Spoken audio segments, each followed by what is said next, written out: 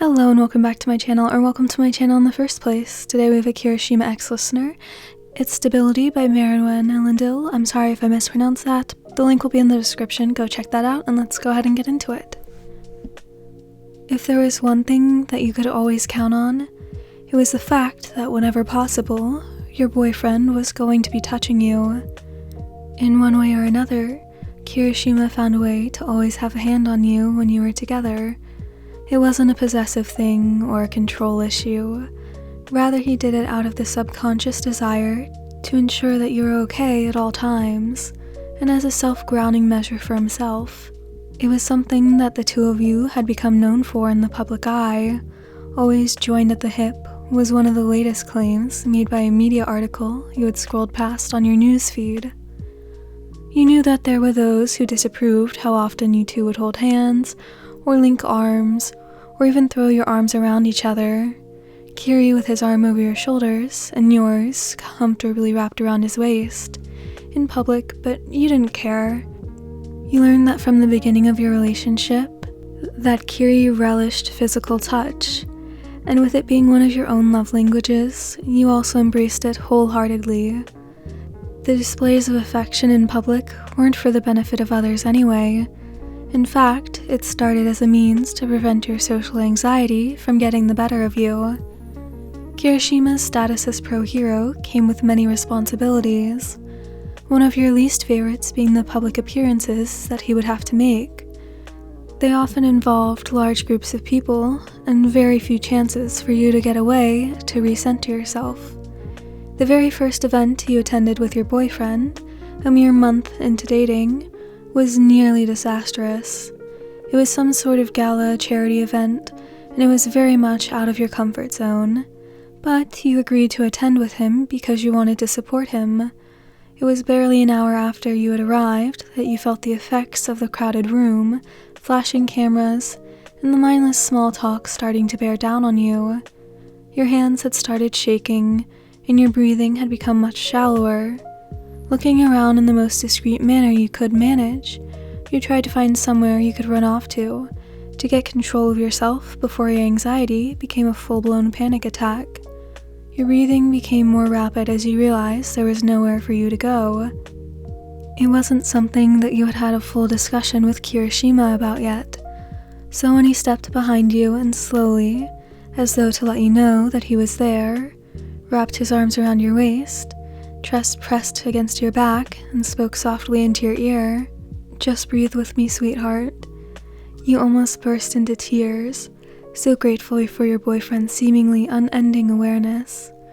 When you asked him about how he knew, later, he gave a one-shoulder shrug and a crooked smile, stating simply that he had worked with someone with social anxiety and learned what to look for. Since that day, he had always kept you close when you went out together. You gave a deep sigh, rolling your eyes at another article that made observations about your relationship with the pro hero, and shut off your phone. Beside you, there was movement as Kiri rolled over, blindly patting around the bed in an attempt to find you.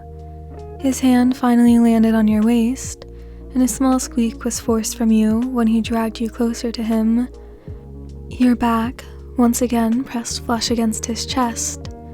You tried to flip over to face him, but he whined in your ear, and you playfully tapped the arm that trapped you against him. "Kiri, you're not going anywhere," he mumbled in your hair. You could hear the smile in his voice. "I'm not going anywhere. I'm just trying to look at my pretty boyfriend." You snicker as his arm quickly loosens, and you take the opportunity to flip yourself over, tangling your legs with his.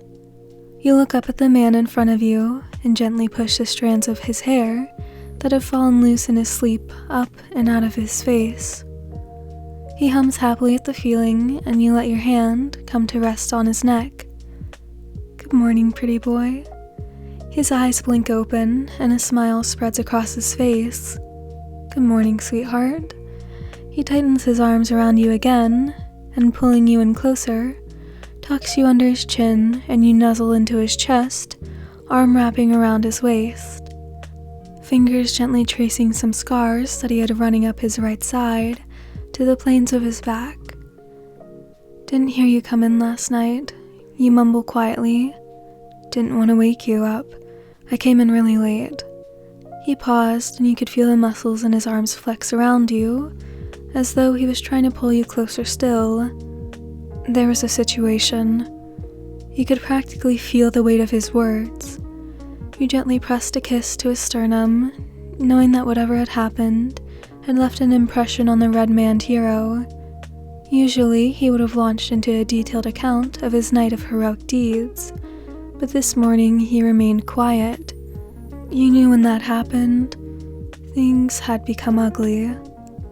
You've learned that in these moments, Kiri just needed you to be there for him, to ground him, just as he had grounded you in your moments of panic. And how could you possibly say no to him? Your hand alters its course of tracing his scars, and instead comes to rest on his shoulder, thumb absent-mindedly rubbing circles into the muscle. He releases a small breath and presses his lips to the crown of your head.